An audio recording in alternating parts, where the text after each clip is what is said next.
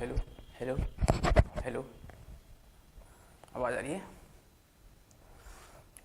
Hello दोस्तों, नमस्कार, Radhe Radhe, good morning. सभी का एक बार फिर से स्वागत है। आज हम लोग क्या करने वाले हैं, आपको स्क्रीन पर दिख रहा होगा। आज आपका होने वाला है master class. Sir master class कैसे? मास्टर क्लास ऐसे ना मेरे भाई, आप लोगों ने मास्टर बजट का तो नाम सुना ही होगा ना।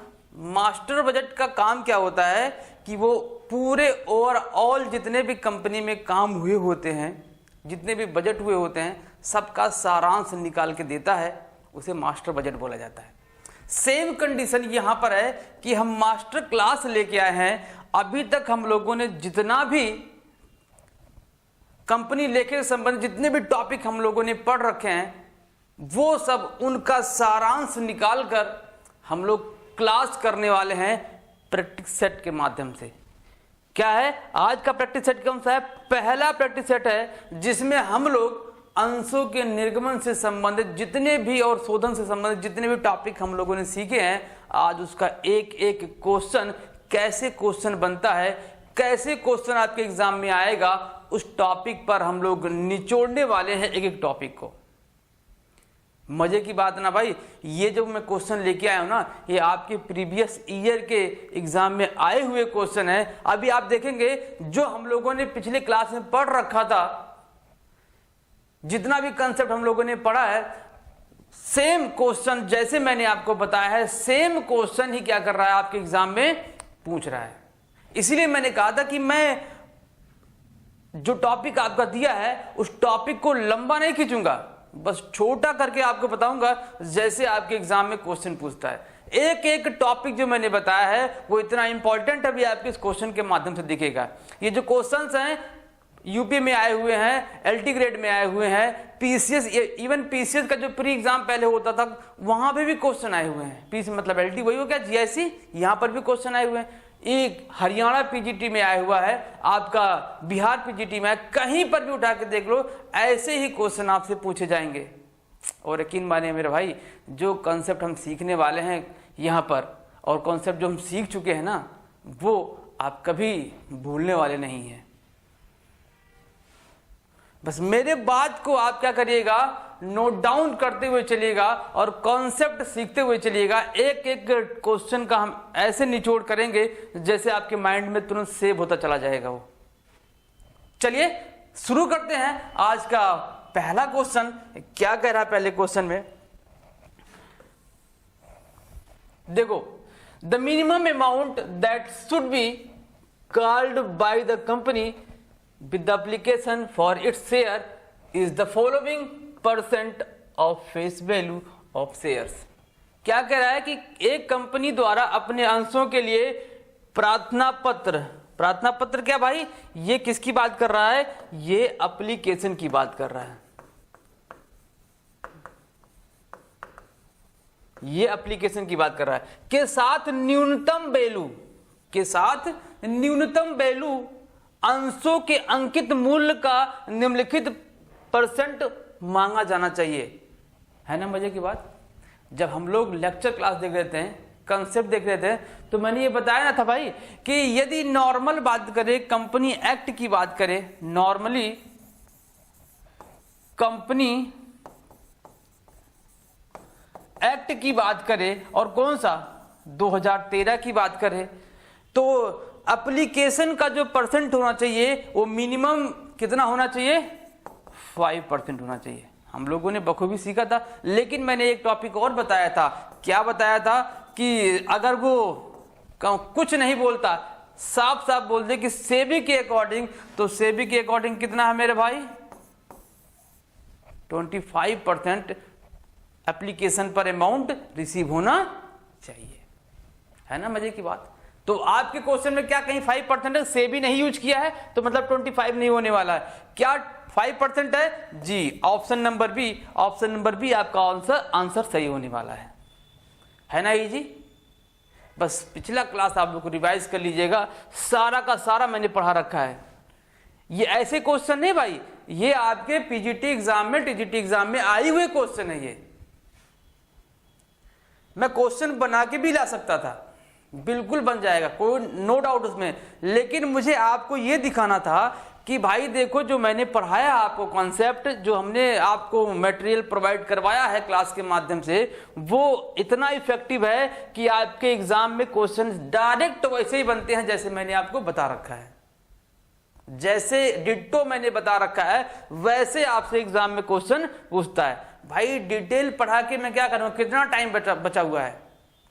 बस 12-13 तारीख को यूपी का एग्जाम है टीजीटी का, इसके बाद जून में आपका आरपीएससी का है और यूपी पीजीटी का एग्जाम है।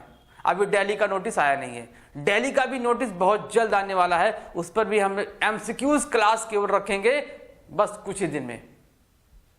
अगला क्वेश्चन देखते हैं। अगला क्वेश्चन क्या कह रहा है, क्वेश्चन एक बार आप लोग खुद पढ़ लीजिए और सॉल्व करके कमेंट बॉक्स में इसका आंसर जरूर लिखिएगा। मिस्टर स्मिथ ने 10 रुपए वाली, इसको ध्यान रखिएगा, कितने 10 रुपए वाले कितने अंश, 200 अंशों के लिए आवेदन किया। 200 अंश उसने मांगा था, किंतु 160 अंश आवंटित हुए। किसी ने, मिस्टर स्मिथ ने कितना अंश मांगा था, 200 अंश मांगा था, लेकिन उसको दिया कितना गया, 160। गजब का क्वेश्चन है। पर आवेदन पर कितना, 2 रुपए। भुगतान करने के पश्चात उसने क्या किया, आवंटन पर 2 रुपए तथा 3 रुपए प्रथम याचना की राशि का भुगतान नहीं किया। मिस्टर स्मिथ को आवंटित अंशों का अदत्त मांग की राशि क्या करना। आपको क्या निकालना है, इसके अदत्त मांग की राशि क्या होगी भाई, मतलब बकाया मांग कितना रह गया है ना। मजे का क्वेश्चन। मैंने आपसे बोला था कि मैं प्रैक्टिकल का क्वेश्चन क्या करूंगा, क्वेश्चन के माध्यम से आपका प्रैक्टिस सेट जब हमारा सॉल्व होगा तब उसमें हम सॉल्व करेंगे, है ना। तो ये क्या है, आज का पहला प्रैक्टिकल क्वेश्चन आपके सामने है और देखिएगा अभी मैं कितने 2 मिनट में भी नहीं लगेगा इसको सॉल्व करने में। 2 मिनट क्या, 1 मिनट में क्वेश्चन सॉल्व होगा। दिख रहा है बहुत लंबा, लेकिन क्वेश्चन सॉल्व देखो कैसे होता है। मैं क्या करूं भाई, आपको करना क्या है, कुछ नहीं करना है। सबसे पहले कितना, 2 रुपये ये, 2 रुपये ये, 3 रुपये ये, मतलब 2 2 4 7 रुपये आपका हो गया। कितना हो गया, 7 रुपये। और कितने शेयर है, 160। आवंटित कितने किए थे, 160 शेयर आवंटित किए गए थे। तो इसको मल्टीप्लाई कर दो, कितना आ जाएगा, 7 0 0 7 6 42 के 2 और आपका आ जाएगा 7 1 7 7 4 11, 1120 रुपये आ गया आपका। 1120 रुपये आ गया ना। अच्छा सर, अब इसमें से क्या कर देना भाई, माइनस कर देना। क्या, जितना अंश उसने आवेदित किया था और जितना अंश उसने भुगतान किया, जितने अंशों पर उसने आवेदन कितने किया था, 200 शेयर का, और उसने पेमेंट कितना किया था, केवल 2 रुपये किया था, 2 रुपये। तो कितना आ जाएगा, 400 आ जाएगा, 2 दूनी 4, इसको माइनस कर दो तो कितना आ जाएगा, 720 रुपये आपका अदत्त मांग आ जाएगा। कितना आ जाएगा, 720 रुपये अदत्त मांग आ जाएगा। 720 रुपये कहीं है जी, ऑप्शन नंबर डी सही है आपका। क्लियर है ना। 1 मिनट लगा क्या, 1 मिनट भी नहीं लगा भाई क्वेश्चन को सॉल्व करने में। 1 मिनट भी क्वेश्चन को सॉल्व करने में नहीं लगा। करना क्या है, जितने अंश आवंटित हुए हैं, अलॉट हुए हैं, उसको क्या कर देना है, जितने टोटल कॉल किए गए हैं, कॉल कितना किया गया, प्रथम याचना तक, फर्स्ट कॉल तक किया गया। फर्स्ट कॉल तक अमाउंट कितना बन रहा था, 7 रुपीज। मैंने 7 से क्या कर दिया, मल्टीप्लाई कर दिया। अलॉटमेंट शेयर इनटू मांगी गई याचनाएं, आवेदन पर 2 रुपए और अलॉटमेंट पर 2 रुपए और 3 रुपए किस पर, 3 रुपये आपका हो गया प्रथम याचना पर, तो 7 रुपये हो। अलॉटमेंट से उसको मल्टीप्लाई कर दिया, 11-20 हो गया।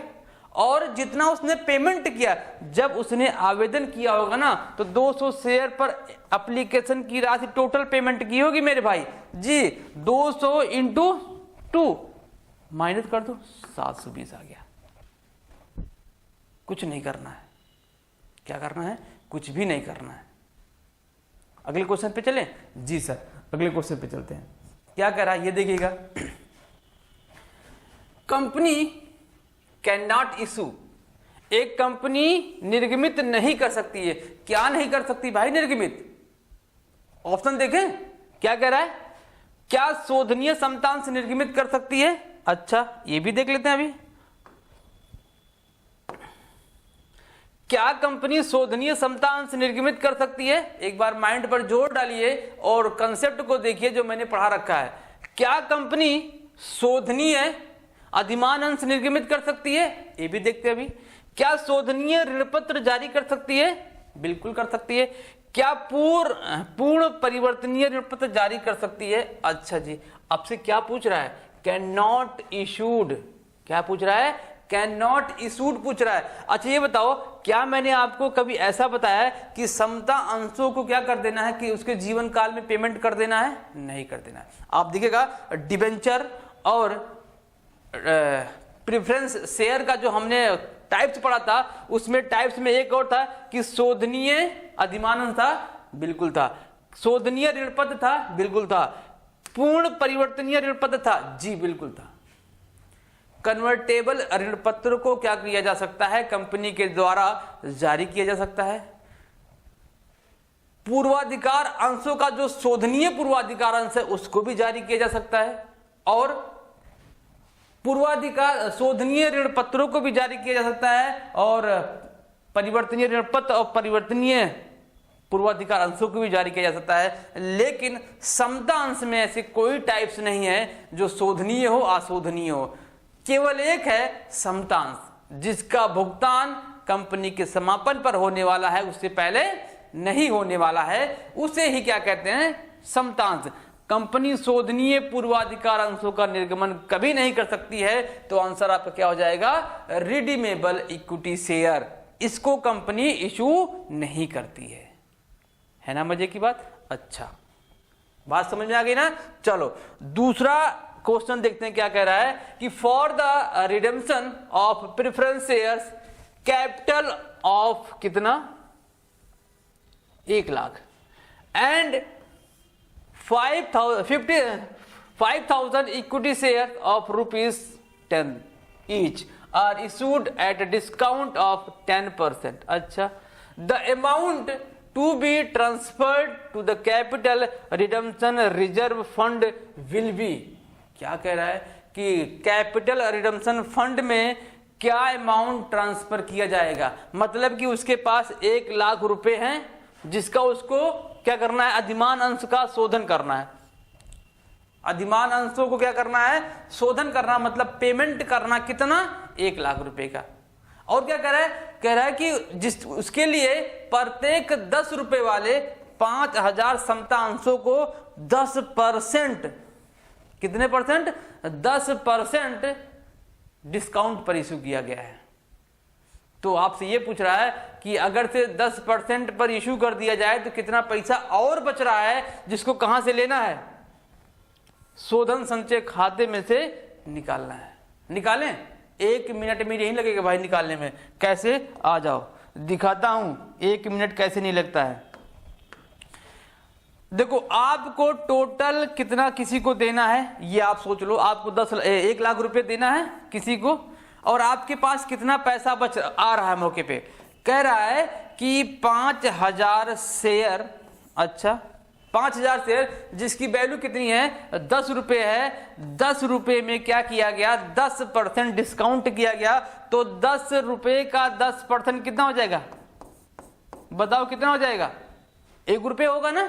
क्या होगा? 1 रुपए। तो 9 रुपए प्राप्त होगा ना? कितना होगा? 9 रुपए। तो इसको इंटू कर देंगे कितना?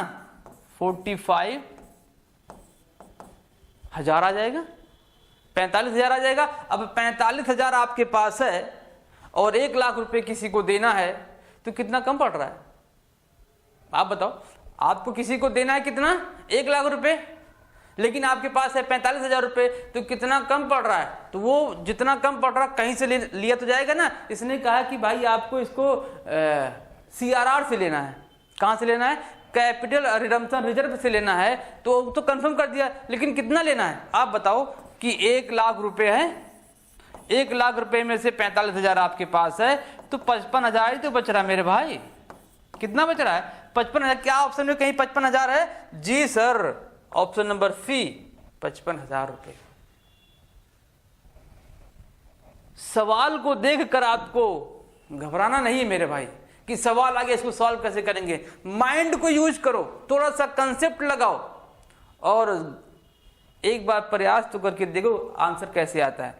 मैंने देखा हुआ है और कई बच्चों ने मेरे से कहा कि जब क्वेश्चन आता ना तो बड़ा सा क्वेश्चन दिखता है तो माइंड वहां पर ब्लॉक हो जाता है कि इसको सॉल्व कैसे करें। कुछ नहीं करना भाई, कुछ नहीं करना है। एक बार सवाल को तो इत्मीनान से पढ़ के तो देखो। यही क्वेश्चन सब छोड़ के आते हैं, बस आप उसको करके आइएगा तो सिलेक्शन 100% होगा। जो लोग क्वेश्चन छोड़ के आते हैं अगर आप करके आएंगे तो सिलेक्शन कौन रोक पाएगा? कोई नहीं रोक पाएगा। क्लियर? अगले क्वेश्चन पे चलें। जी सर, अगला क्वेश्चन देखते हैं। अगला क्वेश्चन क्या कह रहा है? अगला क्वेश्चन कह रहा है कि समविच्छेद बिंदु पर अंशदान किसके बराबर होता है? देखा भाई, कितनी बार हम लोगों ने इस पे चर्चा किया था। जब हम कॉस्ट अकाउंटिंग का चैप्टर पढ़ रहे थे तो मैंने यहां पर बताया था ना कि क्वेश्चन कैसे पूछता है। जब हम लोग कंट्रीब्यूशन पढ़ रहे थे, कंट्रीब्यूशन, या फिर जब हम बीईपी पढ़ रहे थे, या फिर हम जब फिक्स कॉस्ट पढ़ रहे थे, सेम क्वेश्चन मैंने बताया था ना कि यूपी के पीजीटी एग्जाम में यही क्वेश्चन छप के आया था। लो देखो, ये 2021 कहां पर? यूपी पीजीटी के एग्जाम में आया हुआ क्वेश्चन है मेरे भाई। ये तो एक एक पॉइंट मैंने जो लिखाया है ना उसको बस रिवाइज करते रहना, सिलेक्शन 100% होगा। कैसे? अब बताओ, जब समविच्छेद बिंदु पर अंशदान के बारे में पूछा जाएगा तो हमने यही सीखा था ना, जब समविच्छेद बिंदु होगा तो उस कंडीशन में ना तो प्रॉफिट होगा ना तो लॉस होगा। वहां पर कुल लागत और कुल आगम में क्या होगा? इक्वलिटी आएगी, है ना। जितने भी आपके टोटल कॉस्ट होंगे, जितने भी टोटल रेवेन्यू होंगे, उस कंडीशन में, ब्रेक इवन पॉइंट कंडीशन में क्या होंगे? दोनों बराबर होंगे। और इस कंडीशन में कंट्रीब्यूशन किसके बराबर होता है? फिक्स कॉस्ट के बराबर होता है। कंट्रीब्यूशन फिक्स कॉस्ट के बराबर होता है। किस कंडीशन में? बीईपी के कंडीशन में।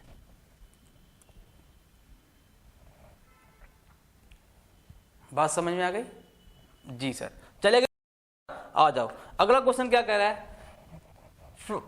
From which of the following account can bonus shares be issued. अच्छा, कह रहा है कि बोनस शेयर को निम्न में से किसमें से निर्गमित किया जा सकता है? बोनस शेयर हमने पढ़ रखा था ना, मैंने जब पढ़ाया था कैपिटल रिजर्व पढ़ाया था और जब सिक्योरिटी प्रीमियम का कॉन्सेप्ट बताया था तो मैंने दोनों जगह वहां बताया था कि बोनस शेयर इन दोनों में से इशू किया जा सकता है। क्या देखो, दोनों में से कोई एक आपको यहां पर दिख रहा है? सिक्योरिटी प्रीमियम दिख रहा है। अच्छा भाई, सिक्योरिटी प्रीमियम दिख गया सर? हाँ, सिक्योरिटी प्रीमियम है, तो इसका मतलब ये हो सकता है। अब देखते हैं क्या और कोई चीज है? सब भाई प्रॉफिट है तो है, ये प्रॉफिट, ये प्रॉफिट, ये प्रॉफिट, तो इसका मतलब ऑप्शन क्या होगा? ऑप्शन क्या होगा? डी सही होगा। अगर यहां पर ये दोनों ना होते और कुछ होता, गुडविल होता या फिर और कुछ होता, तो ऑप्शन क्या हो जाता? बी सही हो जाता। लेकिन यहां पर सब प्रॉफिट रहता है, लाभ में से भी इसको क्या किया जा सकता है? इशू किया जा सकता है। सिक्योरिटी प्रीमियम मैंने बताया, यह सेक्शन क्या? सेक्शन 52(2) में बताया गया इसके बारे में। और जनरल रिजर्व भाई उसीलिए तो बनाया जाता है जनरल रिजर्व। आ जाओ, तो ऑप्शन डी इसका होने वाला है सही। क्लियर? अगला क्वेश्चन चले। हाँ भाई, अगला question, bonus share means share issued to. Same question तो नहीं आ गया? नहीं, सेम क्वेश्चन नहीं है। बोनस अंशों का अर्थ उन अंशों से है जिन्हें निर्गमित किया जाता है। भाई देखो, अब बोनस अंशों का अर्थ पूछ रहा है, देख लें क्या अर्थ। अर्थ में देखो क्या क्या दिया है। लाभ में से अंश के बदले में कर्मचारियों को दिया जाता है। लाभ में से तो दिया ही जाता है, लेकिन कौन से कर्मचारी की अभी कंफर्म नहीं कर रहा है। तो worker in lieu of the their share in profit, पहले इसको छोड़ते हैं। आ जाओ, अगला क्या कर रहा है? Existing equity share holders. Existing, वर्तमान में कर्मचारी की बात नहीं करता भाई यहां पर। क्या?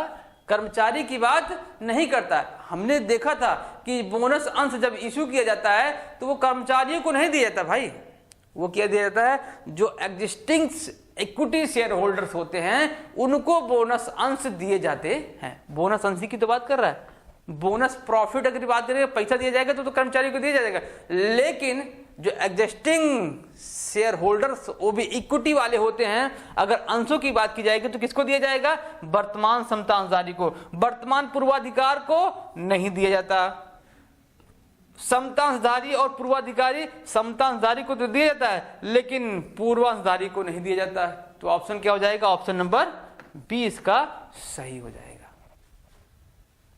बात सुनिए, बोनस अंश वर्तमान समता अंशधारियों को दिया जाता है, माइंड में सेव कर लीजिएगा। आ जाओ अगले क्वेश्चन पे चलते हैं। सेम क्वेश्चन, आ जाओ सेम क्वेश्चन भाई। अंशों के हस्तांतरण का पंजीयन होना चाहिए।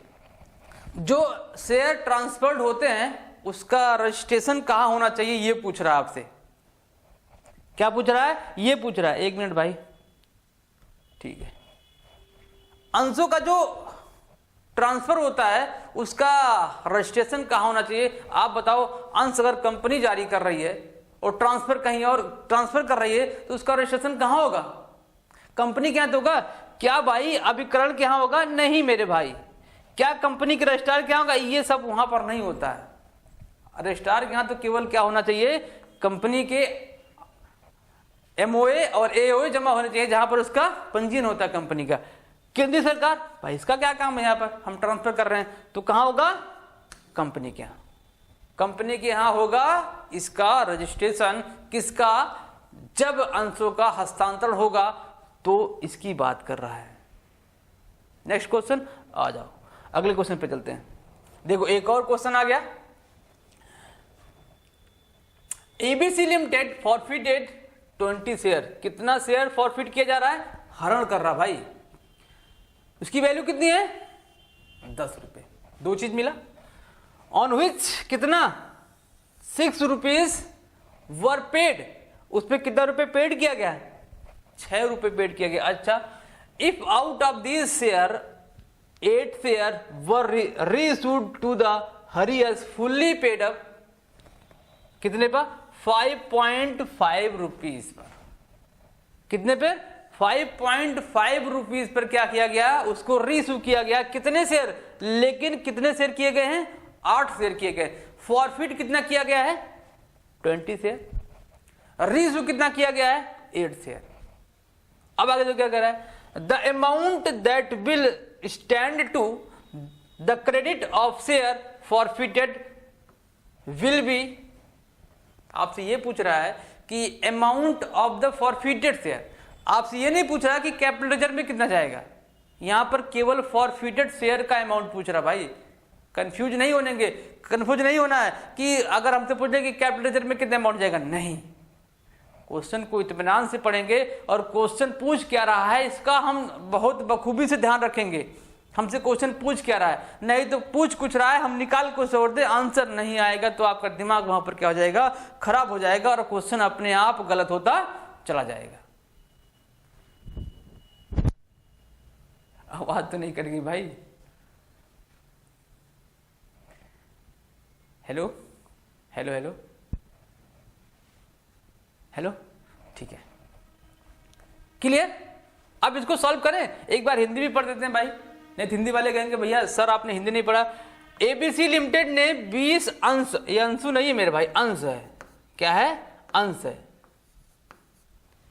प्रत्येक 10 रुपए का जिस पर 6 रुपए प्रति अंश चुकता था, अच्छा 6 रुपए भुगतान हो गया, अपहरण कर लिया गया यदि इनमें से 8 अंश हरि को 5 रुपए 50 पैसे प्रति अंश चुकता करने पर पूर्णदत्त के रूप में पुनर्निर्मित किया जाता है तो अंश हरण खाते में अमाउंट कितना जाएगा। बड़ी बात। अच्छा ये बताओ आप लोग कि अंश हरण खाते में अमाउंट जाता कौन सा है। जब मैं इंट्रीज का बताया था आपको तो मैंने बताया था कि अंश हरण खाते में मतलब फॉरफिटेड शेयर में वह अमाउंट जाता है जितना उसने रिसीव कर लिया, जितना उसने पेमेंट किया है वही अमाउंट जाता है। कॉल्स इन एरियर वाला अमाउंट नहीं जाता है। वो क्यों जाएगा भाई, कॉल सीनियर का अमाउंट तो कॉल सीनियर में चला जाएगा। Share capital account debit to forfeiture to calls in arrear या कॉल्स अनपेड, ये एंट्री था ना, तो जो टू फॉरफिटेड है उसमें वही अमाउंट जाता है जितना पेमेंट हो चुका है। तो वही तो पूछ रहा ना। तो आप बताओ यहाँ पर अमाउंट कितना आएगा, मैं कैलकुलेट करूंगा। हाँ सर कैलकुलेट करते हैं, आ जाओ। है कि 20 शेयर है, हाँ सर 20 शेयर है, इसको इंटू कर दो, कितना रिसीव हुआ है 6, आ जाएगा 120 रुपये। अच्छा 120 रुपये आ गया। तो इसके मैं दो तरीके आपको बताने वाला हूँ। पहला तरीका देखो 120 आ गया। अब बताओ 120 अमाउंट जो है वो कितने शेयर का है, 20 शेयर का है, 20 शेयर का है। अब आप एक बात ध्यान रखिए कि अगर उसका 20 शेयर क्या हुआ, फॉरफिट हुआ है, तो कितना और भी उसमें से रीइश्यू कितना किया गया है, 8 शेयर रीइश्यू किया गया है। तो कितना नहीं रीइश्यू किया गया है भाई, 8 घटा दो यहां से, कितना नहीं रीइश्यू किया गया, 12 शेयर को फिर से किसी को दिया नहीं गया। तो यही तो पूछा, जितना शेयर किसी को नहीं दिया गया वही अमाउंट फॉर फ्यूचर में जाता है। तो फॉर फ्यूचर में आप इंटू कर दो कितने से, 12 से। आप यहां पर इसको काटो, 1 जीरो यहां से कट गया, अब यहां पर इसको काट दो तो 6 आ जाएगा, और 12 छक 72 रुपये आपका आंसर है। क्या 72 है, हाँ भाई 72 है ऑप्शन नंबर बी में। एक तरीका ये हो गया, एक तरीका आओ और सीखते हैं, एक तरीका हम आपको और सिखाते हैं। 120 तो आपका आ ही गया, हाँ सर 120 आ गया। 120 कितने शेयर का था, 20 शेयर का। कितना रीइश्यू किया गया, 8 किया गया। इसको काटो, 1 जीरो यहां से काट दो, 1 जीरो यहां से काट दो, 6 आ जाएगा, 8 छक 48। आंसर कहाँ है सर, अरे रुको तो, आंसर कहाँ नहीं आ रहा है। 120 में से 48 को घटा दो, कितना जाएगा, 72 आ जाएगा। है ना मजे की बात। एक नहीं दो तरीके से आप इसको कर सकते हो। काहे का कॉन्सेप्ट लगा रहे हो, फॉर्मूला लगा रहे हो, फॉर्मूला लगाओगे amount receive upon total share into आने वाला शेयर, ये सब फॉर्मूला कॉन्सेप्ट मत लगाओ भाई, सीधा सीधा रखो।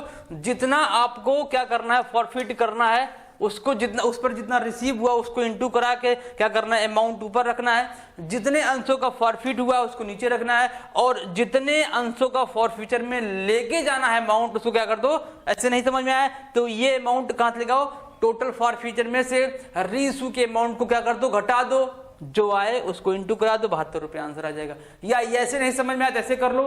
क्या करना है, 120 अमाउंट समझ में आ रहा है कैसे आ रहा, हाँ सर 20 कैसे आया, हाँ सर अंशों का हरण हुआ है। अच्छा कितने का रीइश्यू किया गया है, 8 का। मल्टीपल करा के इसको क्या कर दो, काट पीट के 48 आ जाएगा, और टोटल जो फॉरफ्यूचर अमाउंट है उसमें से क्या कर दो, 48 को घटा दो, आपका आंसर आपके पास होगा।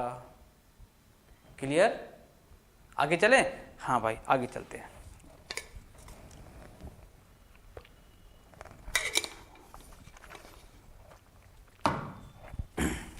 अगला क्वेश्चन देख लो, फिर से एक क्वेश्चन आ गया। हाँ सर मजा आ रहा ना भाई। देखो क्या कह रहा है कि यदि 100 रुपए के, इंग्लिश में पढ़ लो, if the share of 100 issued at the discount of 5 rupees, discount कितना है, 5 रुपए डिस्काउंट पर इशू किया गया है, और एक शेयर इशू कर रहा है, एक शेयर की वैल्यू कितनी है, 100 रुपीज। बात समझ आ गया ना। Which full amount has been called up is forfeited for non-payment of the final call of कितना 20 rupees, the share capital account will be debited by। मैंने आपसे कितनी बार बताया है, मैंने कितनी बार आप लोगों से बता रखा है कि जब अंशों का हरण होता है उसके कहां पर, डेबिट में, जो शेयर कैपिटल अकाउंट डेबिट होता है उसमें मांगी गई पूंजी को क्या किया जाता है, दिखाया जाता है। अच्छा तो ये सर आपने कब बता दिया भाई, क्लास तो देख के आओ, पीछे वाले क्लास में सब एक एक पॉइंट पर चर्चा किया गया है। अभी इसका देखो, वो ये क्वेश्चन लगाना का ना कुछ नहीं भाई, कुछ नहीं लगाना, 1 सेकंड भी नहीं लगेगा क्वेश्चन को सॉल्व करने में। बस मैं बता दूं कॉन्सेप्ट क्या है। मैंने कहा था कि share capital account debit to forfeiture account to calls unpaid account, ये था। इसका मैंने कहा था कि मैटर कहां फंसेगा, ना तो फॉरफ्यूचर में फंसेगा ना तो कॉल सीनियर में फंसेगा। मैटर फंसेगा तो कहां फंसेगा, डेबिट में, कैपिटल अकाउंट में क्या जाएगा।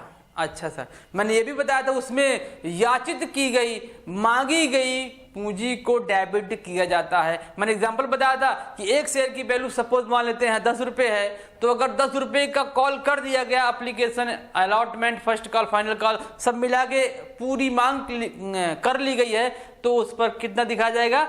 10 रुपए दिखाया जाएगा। अच्छा, लेकिन अगर वहीं पर कितनी मांगी गई है? 8 रुपए, तो 8 रुपए दिखाया जाएगा। है ना मजे की बात? सेम क्वेश्चन यही तो है भाई।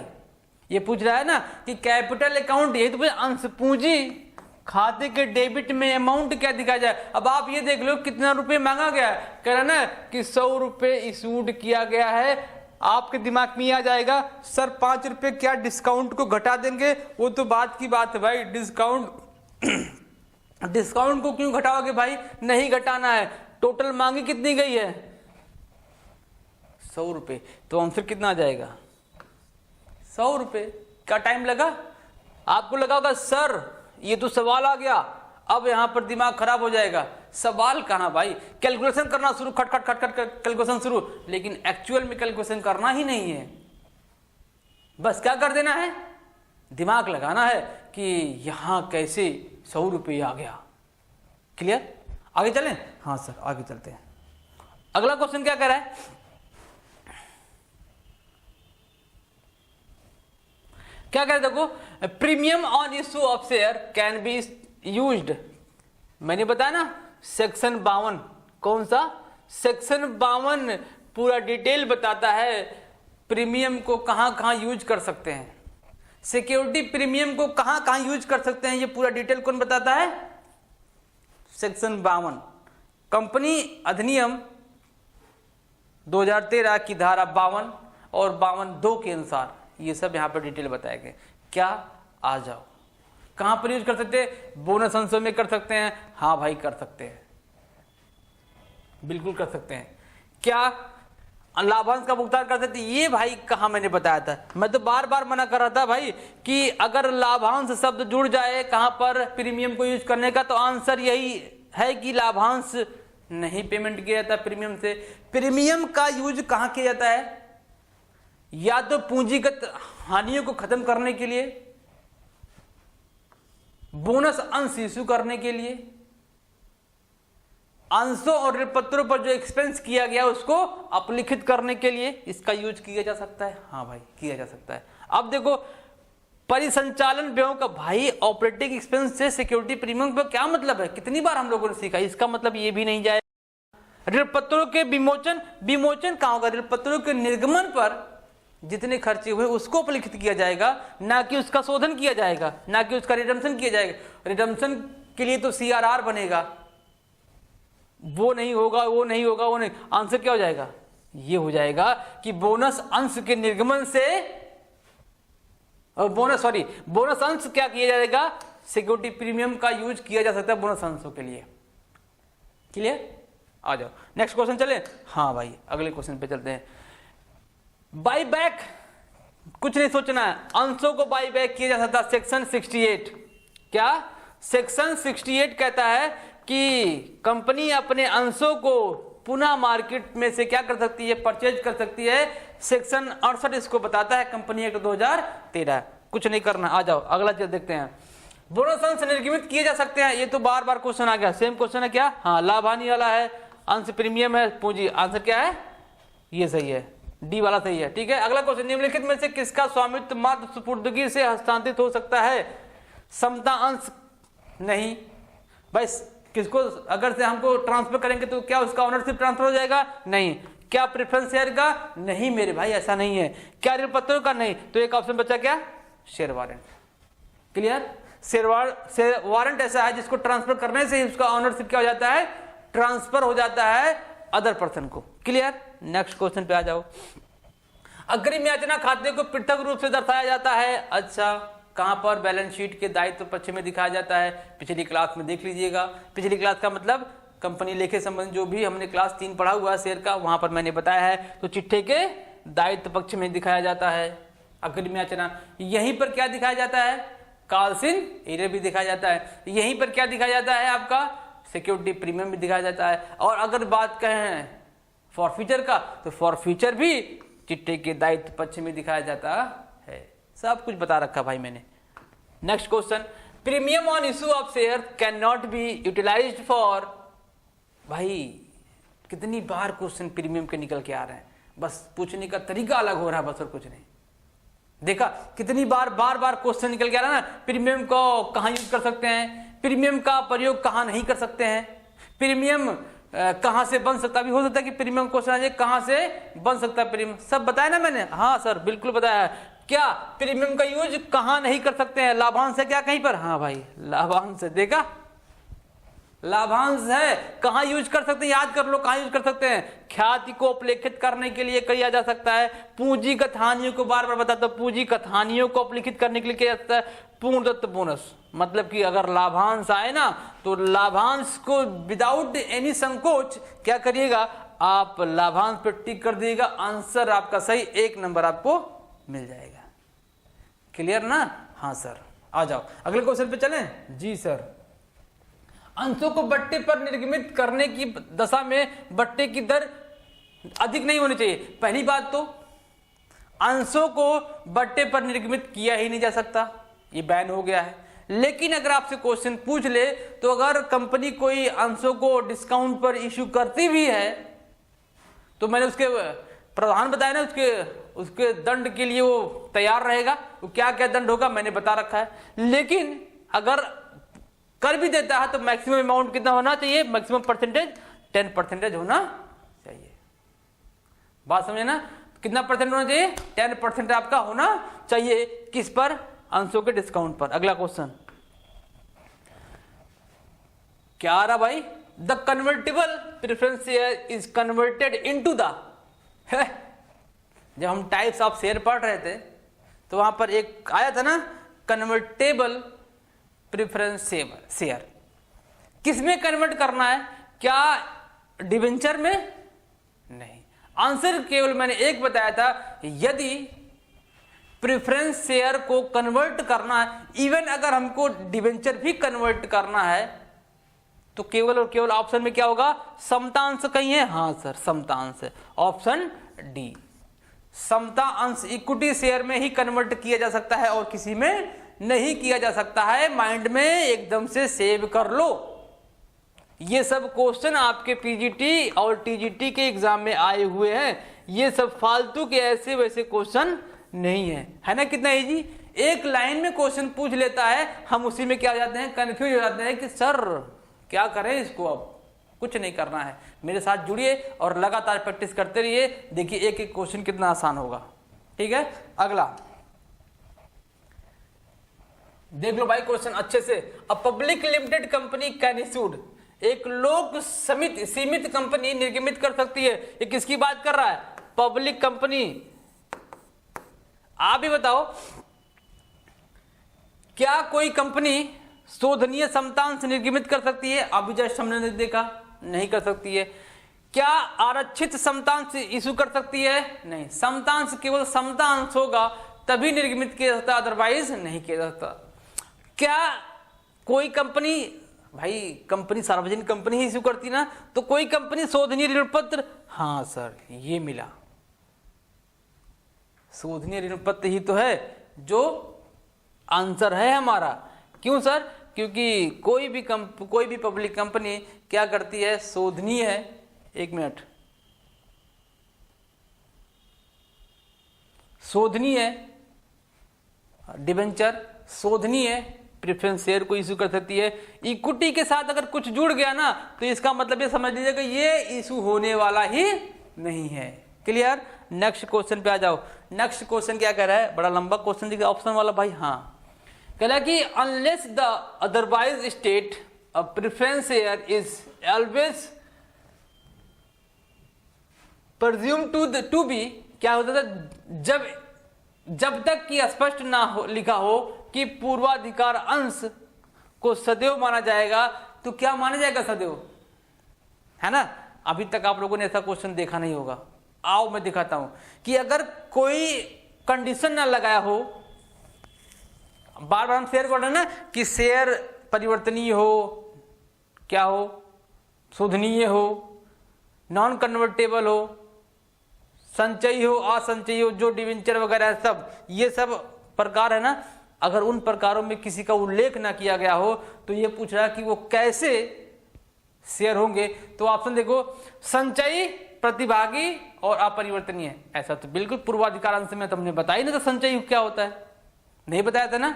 आ जाओ, दूसरा क्या है, असंचयी, अप्रतिभागी, अपरिवर्तनीय, बिल्कुल नहीं। तो आंसर क्या होने वाला है कि जब ऐसा कहे कि वो संचयी हो, अप्रतिभागी हो और अपरिवर्तनीय हो, ये नॉर्मल प्रेफरेंस शेयर की बात करता है कि वो संचयी हो सकता है, वह अप्रतिभागी हो सकता है और क्या हो सकता है, अपरिवर्तनीय हो सकता है। अगर कुछ ना उसका उल्लेख किया गया हो कि ये टाइप्स कौन सा है, तो टाइप्स यही होंगे और कुछ नहीं होंगे। बात समझ आ गई। अगला देखते हैं आंसर कौन सा है, तो आंसर इसका सी सही है। क्या कह रहा है अगला question, sweat equity shares can be used by a, sweat क्षमता अंश निर्गमित किए जा सकते हैं, है ना मजे की बात। जो खून पसीने की कमाई होती है, शेयर होते हैं, उसे क्या बोलता है, स्वेट क्षमतांश बोला जाता है। ये किसको मिलता है, ये जारी कैसे किया, क्या इसके लिए एनसीएलटी जारी करती है, ऐसा मैंने बताया था, बिल्कुल नहीं बताया था। क्या इसके लिए एनसीएलटी फिर से क्या कोई विशेष प्रस्ताव लाती है, भाई एनसीएलटी से हमसे क्या मतलब है, हमसे क्या मतलब है, क्या होगा यहां पर विशेष प्रस्ताव, जब डायरेक्टर लोग विशेष प्रस्ताव से बोर्ड ऑफ मीटिंग होगा, वहां पर एक स्पेशल रेजुलेशन आएगा, तो उसके अकॉर्डिंग क्या होता है, स्वेट इक्विटी शेयर को जारी किया जाता है। इसके लिए ज्यादा सोचने की जरूरत नहीं है। स्वेट इक्विटी शेयर विशेष प्रस्ताव के द्वारा ही पारित होता है, अदरवाइज नहीं होता है। क्लियर। आ जाओ अगले क्वेश्चन पे चलें।